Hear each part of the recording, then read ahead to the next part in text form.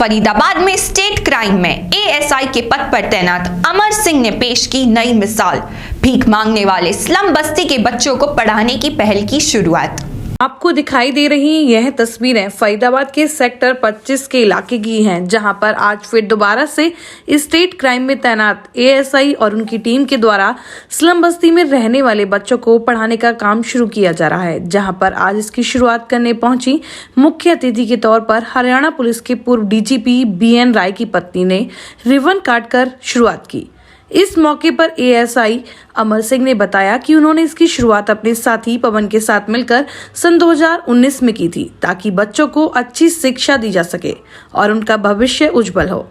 साथ ही उन्होंने यह भी बताया कि अभी वह और पवन मिलकर बच्चों को पढ़ाते हैं और एक टीचर को उन्होंने बच्चों को पढ़ाने के लिए रखा हुआ है, जिससे वह दोनों मिलकर अपनी जेब से पेमेंट करते हैं। उन्होंने कहा कि उन्हें इसके लिए किसी का कोई सहयोग नहीं मिला और ना ही उन्हें कोई किसी का सहयोग देना चाहता है। वह अपनी जेब से खर्च कर ही इन बच्चों को आगे भी पढ़ाते रहेंगे। उन्होंने कहा कि यदि किसी को कोई मदद करनी है तो वह उन्हें किताब कॉपी के तौर पर मदद कर सकता है।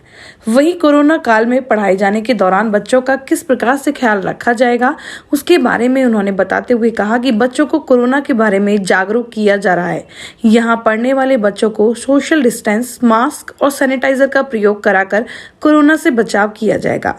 अमर सिंह ने बताया कि हालांकि आज यहाँ पर थोड़ी साफ सफाई ठीक नहीं है, लेकिन आज उनका पहला दिन है। जैसे जैसे यहाँ क्लास लगेंगी वैसे वैसे रोज यहाँ पर साफ सफाई करा दी जाएगी। वहीं अमर सिंह ने लोगों से अपील करते हुए कहा कि जो बच्चे भीख मांगते हैं उन्हें लोगों को भीख नहीं देनी चाहिए, बल्कि उनकी सूचना स्टेट क्राइम और चाइल्ड हेल्पलाइन की टीम को देनी चाहिए, ताकि ऐसे बच्चों को पकड़कर पढ़ाई के माध्यम से मुख्य धारा से जोड़ा जा सके।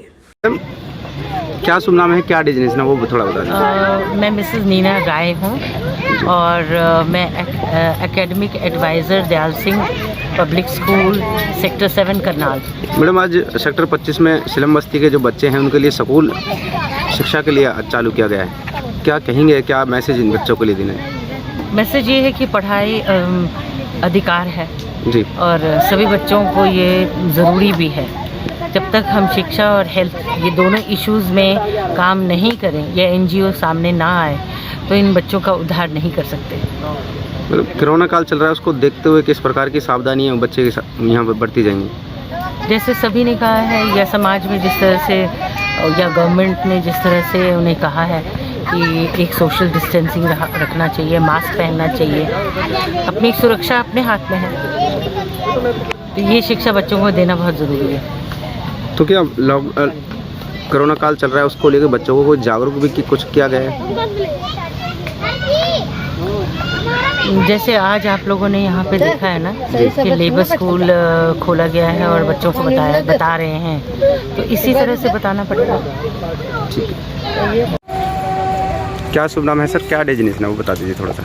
मेरा नाम अमर सिंह है और मैं एएसआई के पद पे हरियाणा पुलिस में काम कर रहा हूँ। सर, स्लम बस्ती के बच्चों के लिए आज क्लास स्कूल चालू किया गया है, क्या था पूरा मामला? पूरा ये हमारा जो कार्य था ये हमने 2019 में शुरू किया था। मैंने और हमारे पवन मास्टर जी ने मिलकर, दोनों साथियों ने आपसी कोऑर्डिनेशन से, और मास्टर इंस्टीट्यूट चलाते हैं, मैं पुलिस में काम करता हूँ, तो समय का तो दोनों के पास अभाव है, तो हम दोनों साथियों ने एक पेड टीचर रखे। स्लम्स के बच्चों को पढ़ाने के लिए एक टीचर हमने अपॉइंट किया, ताकि इन बच्चों को एजुकेशन मिले, इनका बेसिक जो लेवल वो सुधरे, इनको रहने सहने के तरीके सिखाए जाएं।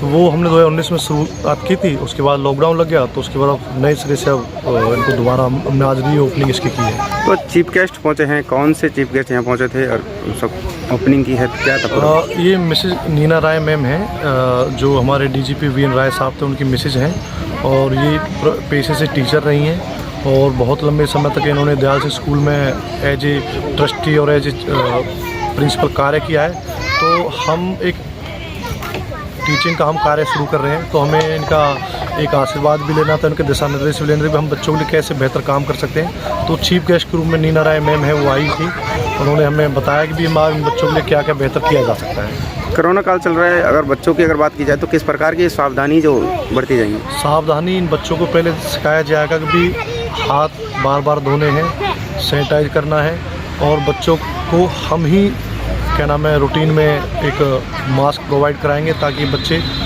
कोरोना के बारे में जानें भी क्या नाम है, कोरोना चीज़ क्या है।